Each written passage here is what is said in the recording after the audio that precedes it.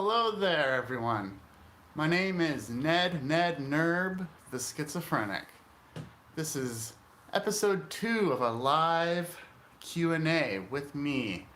I'm going to answer any questions you have about me or about schizophrenia, schizoaffective, bipolar. Those are kind of my area of expertise on this YouTube channel. A little bit about me. Hi there. Glad you could join. Glad you're here. So I started this channel in 2006. My first couple videos were edited composition from archive.org, a great resource for public domain footage, old documentary footage, that kind of thing. And I pieced together those first two videos in 2006. 2006 was my second hospitalization in the summer. It was actually just a little bit after I made those first videos that I had my second hospitalization. In 2002 was my first hospitalization for a psychotic break. And between 2002 and 2006, I was a university student. I was in a philosophy undergraduate program, and I was coasting pretty well. 2006 happened. I had a stressful interaction, a relapse on some drugs, and it was like quickly back into the hospital after that. How long was my first day? Let's see. I got back into the country in late September or mid-September, and I was in the hospital for like a week or a week and a half, and they sent me home. And then I went to see a doctor to reassess after that initial phase.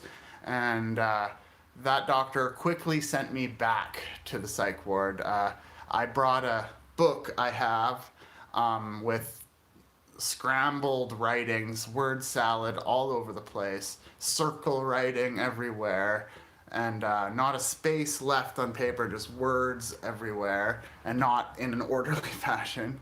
And I showed my first doctor this book. I came happy to announce that I have schizophrenia. I looked it up. I know this is what I have. Literally, my doctor took the book, opened it, looked at it, turned a page, looked at it, turned a page, closed the book, handed it to me, and she said, "Yes, you do have schizophrenia." It was a pretty simple decision given the observations they had at that point. And it was just easy to confirm at that point that the observations they had plus that history that I presented, it was pretty easy to tell. The words. Word salad, yeah. Word salad is one part of language disorder. It's like, I always think of it as the metaphor of food that you can't get any nutrition from. But the words are capturing to the intellect. The mind wants to sit on a phrase and circle on it, and it's like a schizophrenic in a really hard situation, deep in psychosis, might be found drawing or writing and just stuck in language and not being able to get over it and being confused by the meanings and sorting them out and everything.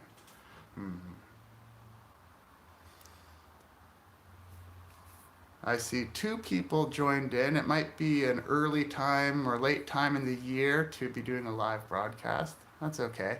It'll be up for others to watch later. Is anybody chatting? No? Yeah, so then between 2006 and 2013, I had a long period without hospitalization and a relative stability. I was finishing school, I was starting a career as an audio engineer, and 2013 happened. It was kind of a confusing situation, and like 15 years old or so, I started smoking tobacco, and that was a bad gross time smoking a lot of cigarettes over the years. And in 2012, December or so, I quit smoking tobacco with the help of a nicotine patch. And I succeeded to quit. I wasn't smoking. I was done the patch. It was a little topsy turvy, but that's a longer story. But I basically started having different anxiety symptoms after quitting smoking. I guess I didn't have the break, I didn't have the nicotine, self medication, whatever happens with nicotine. And, uh, and, I had all these anxiety attacks. And one day I had a particularly extreme anxiety attack where I was stepping outside to go somewhere and I heard a scream really loud. And I think it was kids in the alley, but I spontaneously dialed 911 and was concerned.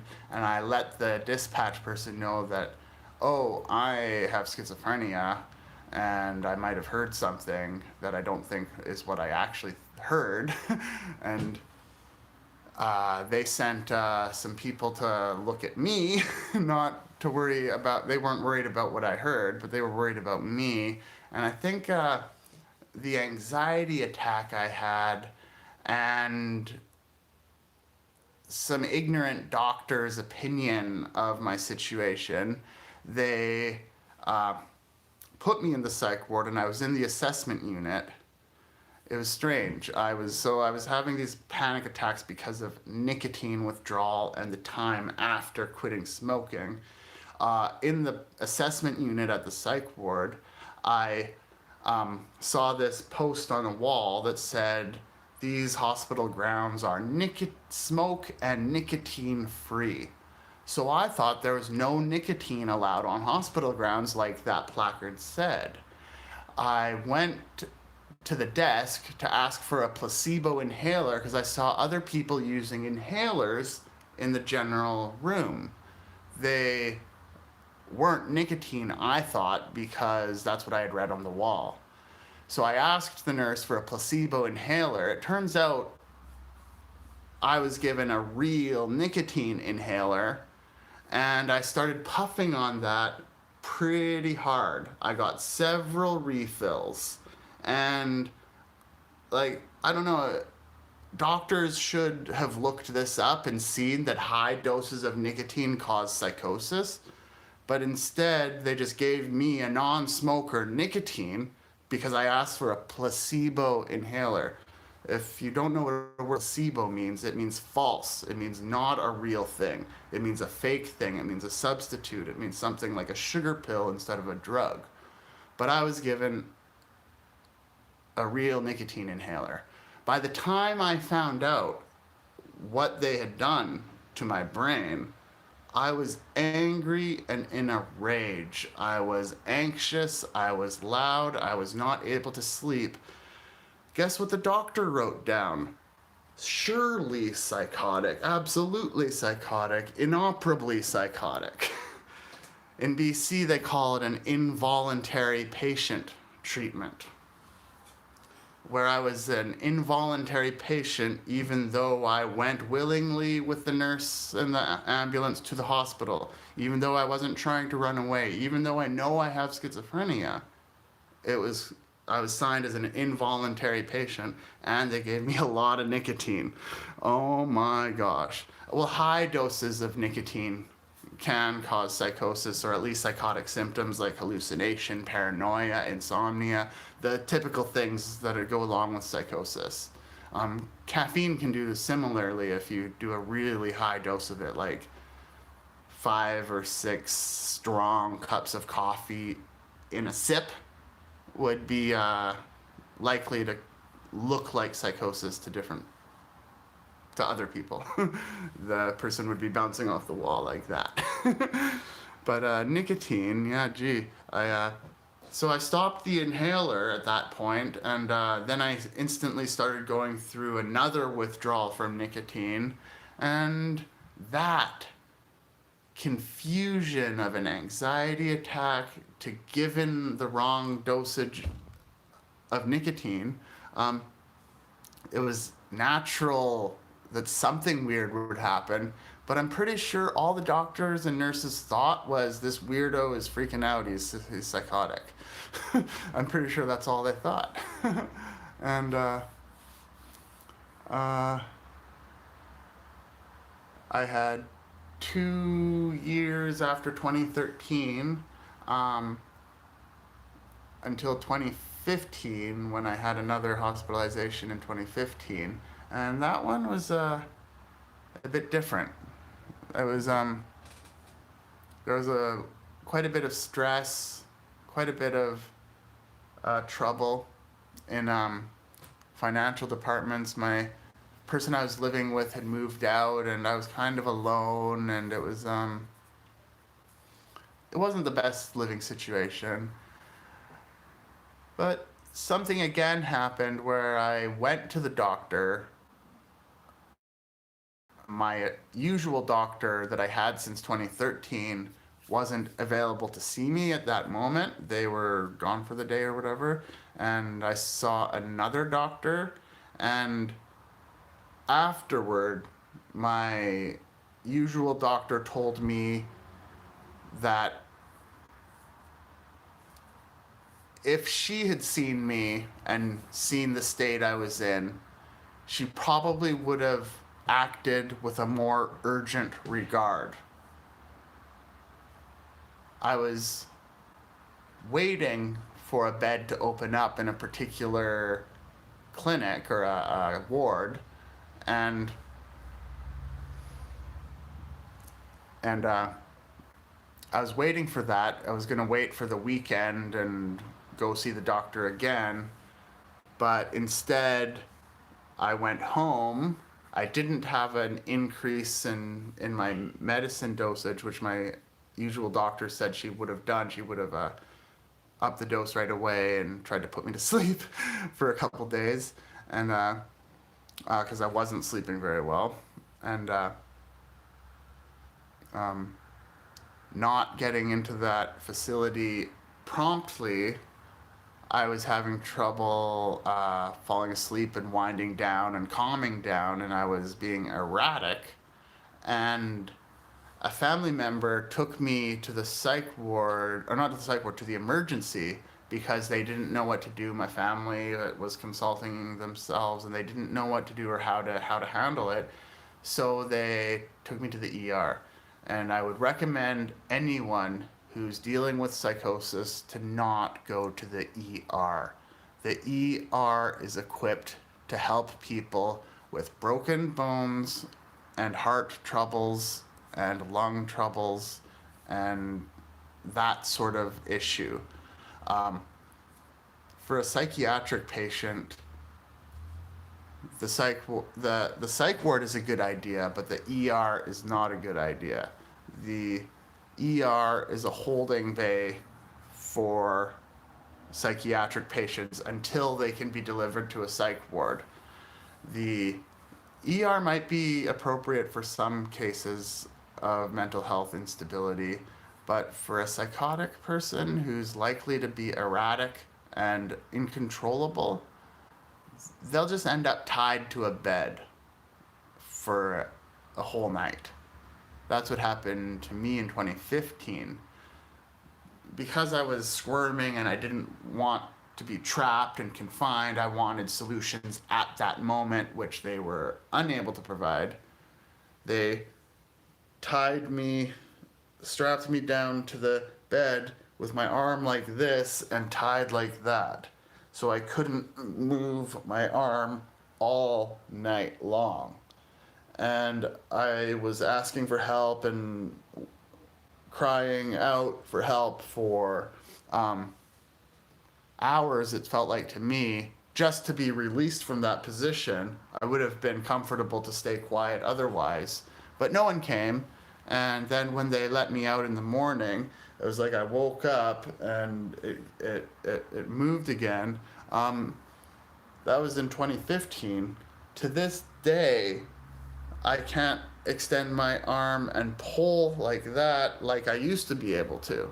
It'll it'll pull on my arm and the shoulder will give. And it introduced different kinds of pain that I've had since then. So that was the ER experience for a psychotic person. It's just a maddening, rushing cacophony, all the beeping machines and everything, and they just can't do anything. They can't even really give you a medication to sedate you. The policy is for a psychiatrist to prescribe that. So the ER is just a holding bay, so avoid that. Yeah.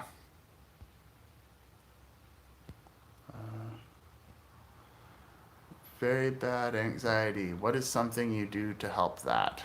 Um, hmm. It's really hard for me to handle anxiety at the very moment of it. Um, I think with minor spells of anxiety where it's just a flicker or there's less direct fear and maybe an understanding that you're having an anxiety reaction and that it's a little one, maybe you can experiment with how to feel it a bit differently, feel the body sensations a bit differently to like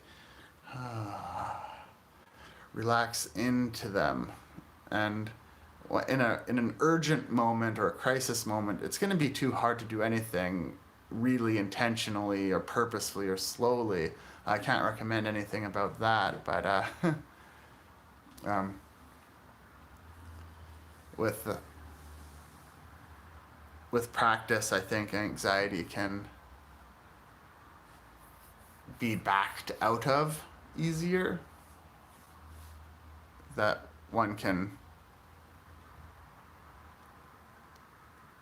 tone it down or channel the energy into a different place in the body and the different place in the nervous system and the emotional system and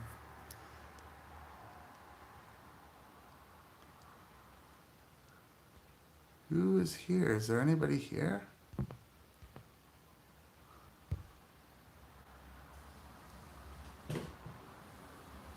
I bet it would be a horrible ER visit if you were suicidal. I don't know what they would do.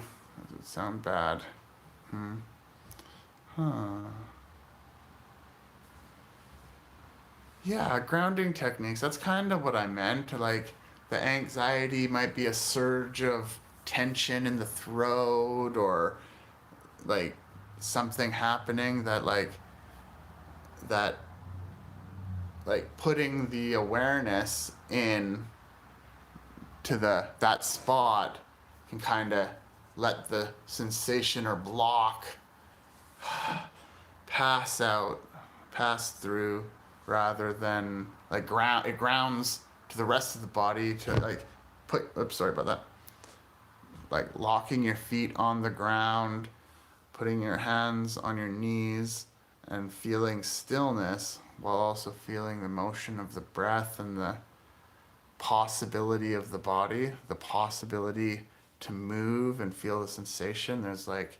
There's outer sensation, there's inner sensation, there's motor on the outside that kind of pushes on the outside, but then there's motors, muscles on the inside, and all together they can shake it out or do different things like that.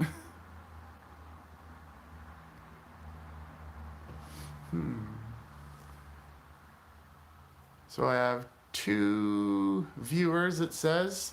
That's good. Thanks for watching. I'm glad both of you got to watch. This is going on for about 20 minutes now.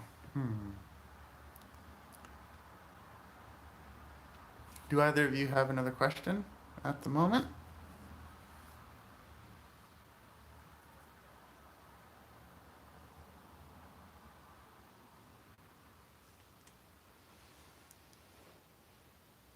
And yeah, since 2015, I haven't had another hospitalization, and I think I'm even doing better in these last couple of years than I was at any point in the long period between 2006 and 2013 that I didn't have a hospitalization. Hmm. All the while through, though, I have persistently taken my medication and simply believed I had schizophrenia. Um, One of the most tricky things in psychosis for me to try to help someone or give someone advice is that you run into the problem of fixed delusions. Like, seriously fixed delusions are hard to budge. You say anything about another alternative version of events, and the delusion that, like, people who are young schizophrenics, young adults who are just out of the hospital and have their fixed delusion, they'll freak out and yell and scream and shriek and argue for hours if their version of reality is questioned. And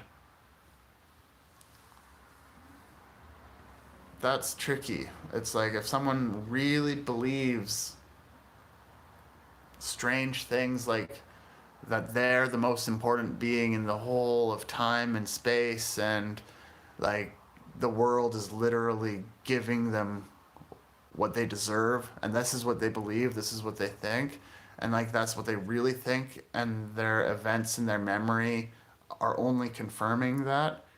I've even experienced where the brain just makes something up to suit the prior delusion, that the new thing has to be a certain way to fit the delusion. It's not, it's the opposite of a rational conversation where someone has some implied charity to the argument where they're not predetermined. And sometimes it's really strange what people are believing in. Like, I had experiences of watching cable television where I thought it was literally directly talking to me and having a conversation with my thoughts. It doesn't make any sense at another time, even if I watch the same material. It's just at a certain brain phase, the experience is a certain way, and then the belief structure latches on and piles on. And I had that experience of trying to confirm my delusions with every reasonable resource.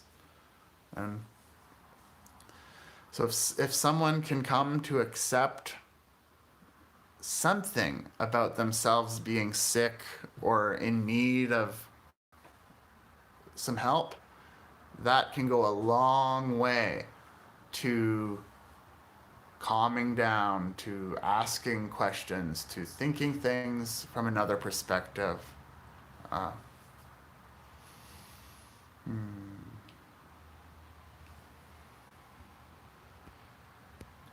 Oh, there's some more here. Feel like when you feel anxious, you feel like you are falling, if that makes sense. Yes, that does make sense.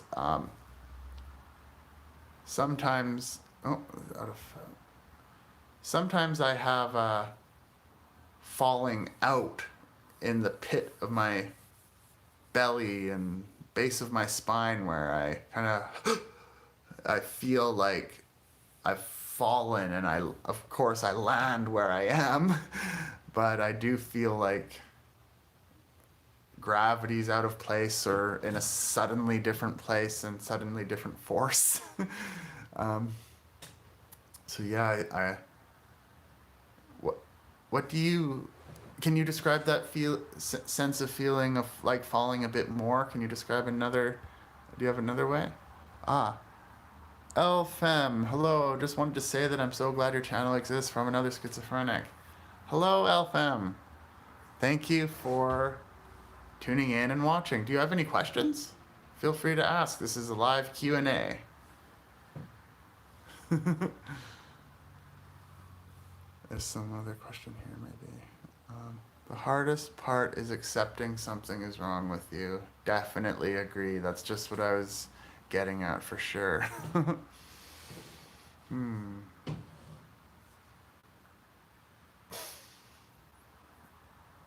Hmm.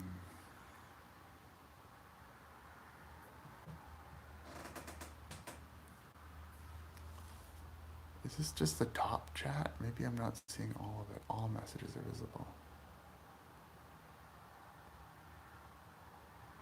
Okay. Sorry about that. Uh, just looking through the chat. Um, I'm not sure what else I have to talk about off the top of my head. If anyone has any questions, please do ask. I am willing to answer them for probably a few more minutes. It's getting on to 25 minutes.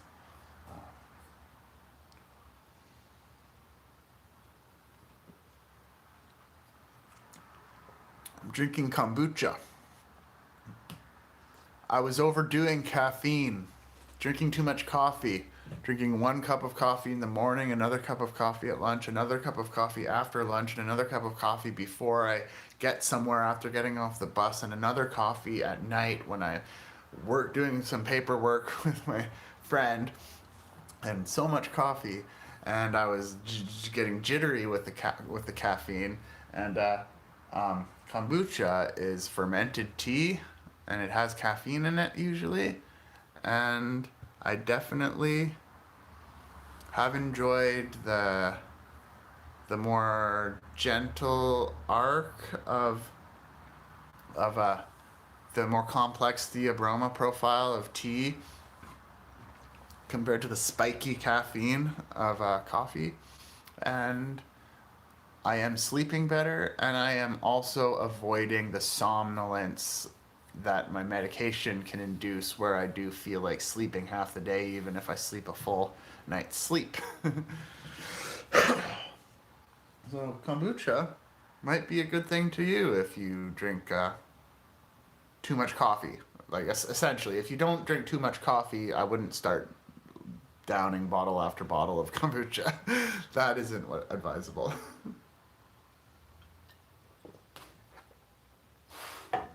But I like it. Hey, there's a 5th viewer in there. Ah, I see some questions now. Sorry about that. I wasn't answering them. What would I suggest for finding community with other schizophrenics? Do you have a community of other schizospec people in real life? Um, I live in a major city in Canada, and in this city there are more than one walk-in center or group collective gathering sites, which may not be only schizophrenic specific, but at those walk-in centers I have found friends that have lasted to this day. Even if I don't as often go to the walk-in center, I still see those friends in other places. um, and uh, in those walk-in centers, that like mental health walk-in, low-income walk-ins, different things like that in different cities exist. But the ones I'm thinking of are specifically mental health walk-in, and they are just they exist as clubs, social clubs for people to go to. Often their meal services there, lunch or dinner, or and different programs, advocacy services. It's they're often run by um, some sort of health service or society collective of social workers and community workers, health care specialists, and also just the tables and chairs and TV and that sort of thing. That a walk-in center is a good way to get just to find people who have gone to a walk-in center. Usually they want to talk, they want to say hello, they want to ask you a question, they want to know where you're coming from and where you're going, and that's a maybe a safer, much safer place to find community with schizophrenics than in the street, where like in the poverty high regions of a city, there's likelier to be more mental health affected individuals. It's just a correlation that having mental health issues disposes one to being able to work less and have less income. So like going in, you can find people anywhere, but that's probably not safe, especially if you're not in that community already. But going to a walk-in center for those categories of clientele and membership, uh, you can definitely meet people and work with people. And through those organizations, I was able to get on newsletters and be told what's going on around the city that's available for me. And I'm sure in other places there are things that are similar. I might be lucky where I am because there's a lot of good community support, I think.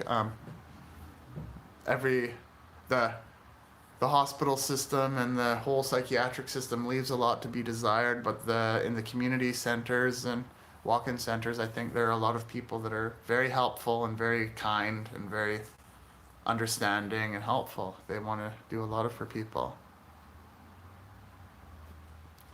I can only describe. So I was asking Brittany Owen about anxiety, and she says I can only describe it by the feeling you get when you were on a roller coaster, yeah, or the feeling you feel when you almost crash your car but then you don't. Yeah, so when you're moving forward and you drop a little bit really fast and you kind of like go woo, and you go back up in a roller coaster or a certain hills on a or drops on a road, the gravity shifts and the and the and the gravity shifts, and indeed it feels like you're falling because your center of gravity is falling and the seat underneath you is falling and you're falling onto it, and then it lifts you back up on the next spin, the next turn, and that definitely feels like falling. It feels like a roller coaster. So having that feeling when you're just sitting there not moving has got to be off-putting and unsettling. Oh geez. uh, hmm what was your first symptom that made you think schizophrenia? WT Efferpated asked that. Actually,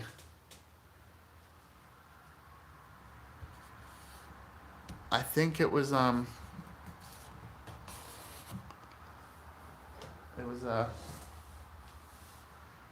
the first symptom was connected to a whole bunch of other symptoms, and it wasn't one in particular that made me think schizophrenia, because this was when I was 15 or 16. I was diagnosed at about 17 or 18, but at 15 or 16, I was on the internet and I was scrolling on message boards or blogs, like the early form of blogs. It wasn't called blogs yet.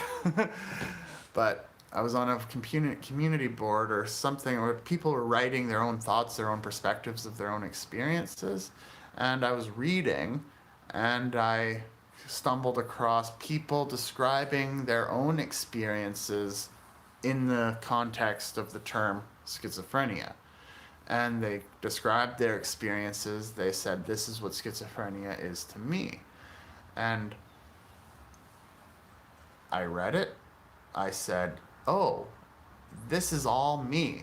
I am numerous symptoms already, and I have schizophrenia. It was determined in a few essays that that's what I was going through, and it just took a couple years more and a whole pile of stress and weird situations I don't want to get into right here or now, um, that I ended up in a psych ward, and I ended up with a diagnosis, and I ended up going to see my doctor and presenting my journal and showing her, this is my schizophrenia, doctor.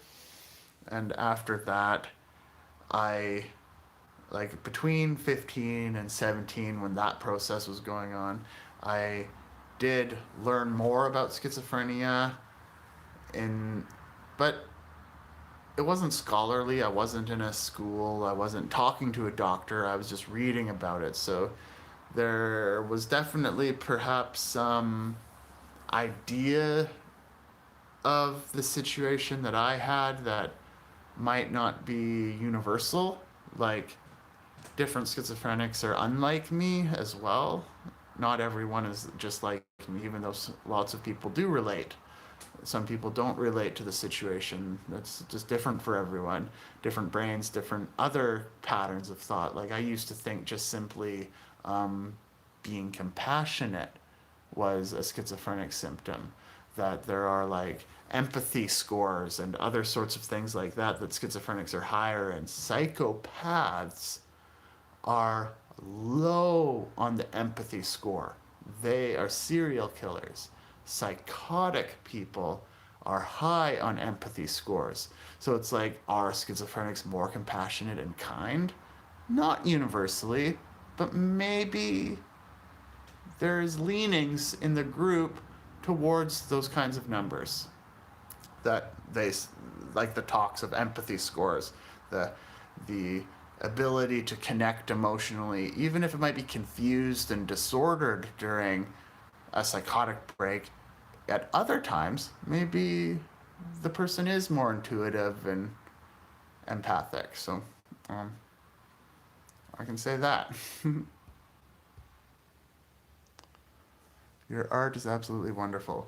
This art is my mother's. My mom made those paintings, and these photos were created by W.T. Efferpated. I organized them, and they're Amanita muscari mushrooms from the west coast here. And yeah. Thanks for commenting on the art.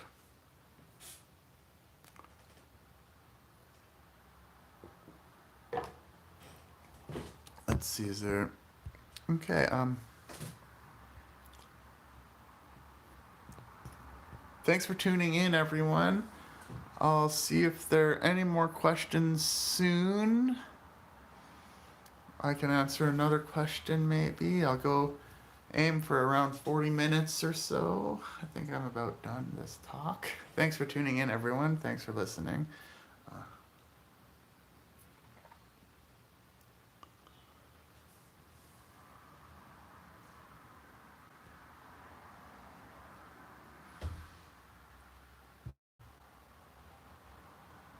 Maybe people are typing. Maybe there's latency. I don't know how long it takes for you to hear what I say.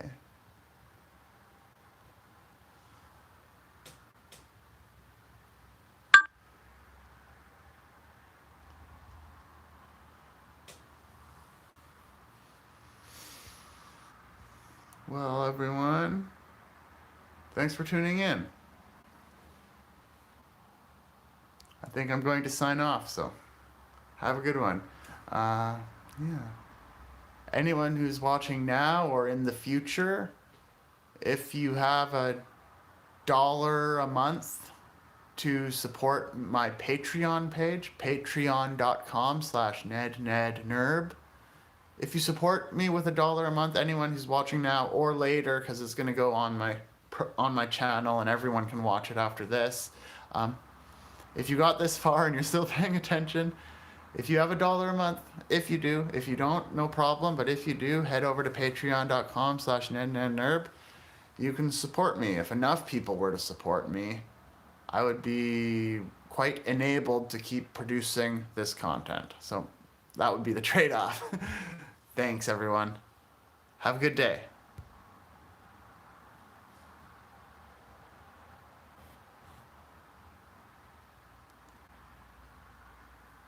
Hey, Brittany, extremely overly empathetic. I bet. I agree. I feel the same way. When someone's having some interaction or feeling, it's like almost like I'm feeling it at the same time. Okay. Bye, everyone.